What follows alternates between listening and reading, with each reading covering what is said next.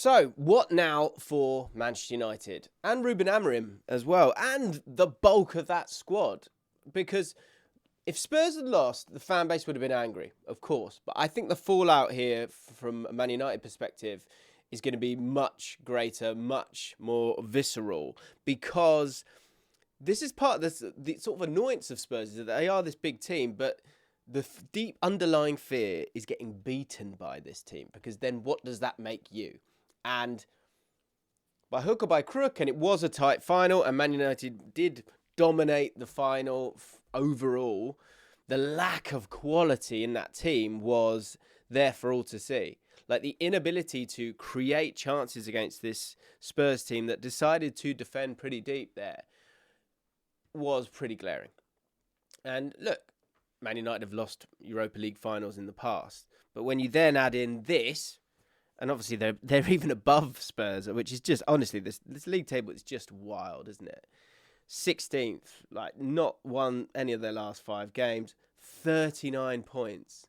39 points. You can understand why the fallout is going to be angry, because it kind of needs to be angry. And it's a very, very awkward time for Ruben Amorim. People need to talk to me here, because I've had this feeling for a little while, and it's one where it's almost like you've gone, oh. And with Ruben Amorim, I don't doubt that he's a good manager, but my fear is, well, and this is what will be revealed this summer, is can you stop behaving like Man United? Stop behaving like a big club. Honestly, I think Man United need to stop behaving like a big club, because, and people won't like this, the good thing about PSR is the fact that you need to sell players to bring players in, right? And so you need to look at it differently. And Man United, Sean Dyche said something recently. He was talking about bottoming out. And he was saying that, like, you kind of need to get to this outrageously deep level to kind of go, right, rip it up, start again, build it properly. And this Man United squad, let's have a look at it. Like, the problem I have and the fear I have for Amorim is this, you know, the love that was there for him, the desire for him to be the guy, and the patience that Man United fans have with dire performances for a club of their size. That's the big thing here. That's the big problem. And for Amorim, he has absolutely washed away all of his reputation in this sort of really long pre-season that he's had. And of course, at the end of all of it, you've not got yourself that Champions League football. And the big thing with the Champions League football, because, like, if you're talking just about on the pitch, it's a funny one, because on the pitch, playing Champions League, the spotlight of that, and with a squad that's maybe not kind of good enough, right? If you're not good enough to win the Europa League, you're probably not good enough for Champions League football, especially if you're finishing 16th in the league. That's going to just, nothing's going to change when we get to October again. People are going to be going, this is Man United. People are going to keep saying that. And Amorim will have no credit left in the bank. That was the thing I was concerned about throughout. And what's a very awkward situation here as well is when it comes to this summer, there are several managers who play 3 at the back, like, a lot. Are any of them managers that you can really go and get? You know, would Inzaghi come? Alonso, obviously not. Antonio Conte, would you do it? I mean, maybe, but, like, is he would worry you, wouldn't he? Because he is, you know, formidable. Let's put it that way. Glasner. But then are you needing to sort of, like, kind of reset yourselves as well as the club resetting their idea of their identity of their club? Because what was is not what is. And what was Man United and what they could put forward is not this.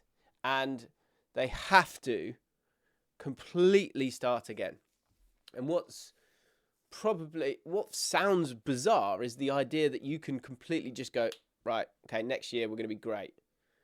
Because some of these players, let's have a look at some of these players, they are still going to be there next year. And in terms of bringing in some finances to just keep everything together, there's been, you know, Bruno's coming out saying, look, if they need to cash in on me, like, I get it, that's football.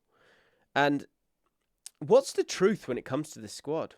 Like, answer me this question. What is the truth when you're going through this squad? Because if you want to be where Man United fans obviously want them to be, which is in the top 4 easily, regularly, how many players here can get to that level? Like, even on a 1 day's basis, not the consistency that you need to get the points that you need to get. Let's get off Joshua Zirkzee.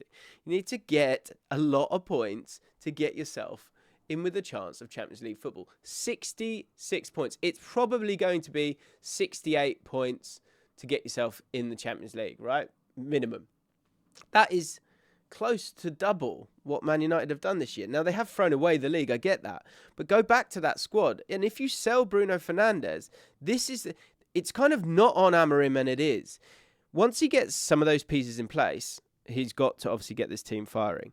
And I thought Dorgu, I like a lot about him, but that overall quality that you need, Ugarte not starting in this game, I thought was rogue.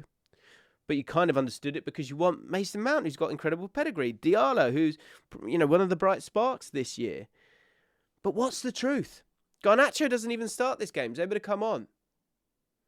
It's the overall consistency that has just been highlighted in a game where they have had the ball for so much of the game and haven't really been able to create anything. Rasmus Højlund, and it is in these finals that you lose people. You lose fans. I'm sort of like, I've not totally given up, but I kind of have given up on Rasmus Højlund because of that performance. Like, you need more. Casemiro obviously not getting any younger. Bruno Fernandes. One thing I'll say about Bruno Fernandes, people having a go at him for his performance yesterday. He has kept this club afloat this season. So steady on when it comes to that side of it. But are these Champions League players?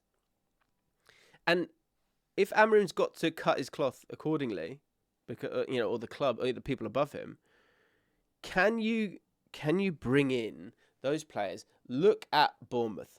You don't want to hear this, I get it. But look at Bournemouth and look at the players they're able to bring in. Because overall, obviously, the Premier League is far more dominant when it comes to having the money to go and buy players. It's a very attractive league. And there are some gems out there. And so, as much as on Amorim in terms of getting these players and moulding them, it's actually crucial that the scouting is right, that you find those gems that someone with the soft skills of Amorim can really allow to flourish. And so that you see that those players, and you look at Arsenal, for example, that have come through and then just been good consistently. That's what needs to happen here. But there has to be a reset.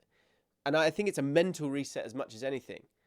Because I think the catch-22 that a lot of clubs have now, is that they will turn their nose up at certain players. Or you'll bring in these players that don't feel like Man United, and then the pressure of that is making them collapse on the pitch and not play to the level that they can do or want to. There's such a malaise here. And you just wonder, is Amorim, is he a good manager, but he's coming at the wrong time?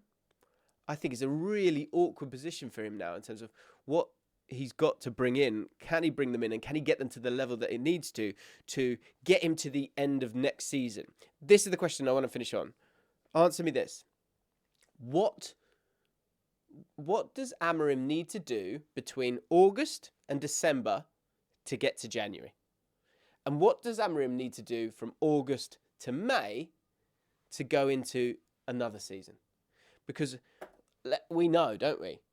There are fallouts from games time and again. There's noise and noise and noise. So get granular for me here. Let me know in the comments down below. What do you think needs to happen? I think he needs to have a really, really strong start. And for me, that means being in the top 7 and the performances being fun and vibrant and positive. And they need to be in the top 7 come October, November. Because if they are not, and this is where, it's Man United, we can't be just happy with top 7. You need to be happy with top 7 with that squad right now. There are some good parts, there are some good elements, but it needs to click on a new level. But if he doesn't, the noise is going to be huge. because there is a huge advantage in the sense that Amorim's going to have a whole week to work with his team, week in, week out. So if you're given that advantage and you still can't get it done when the half the league is in Europe, playing Thursday, Sunday, then that will be picked upon very, very quickly. Let me know how you feel.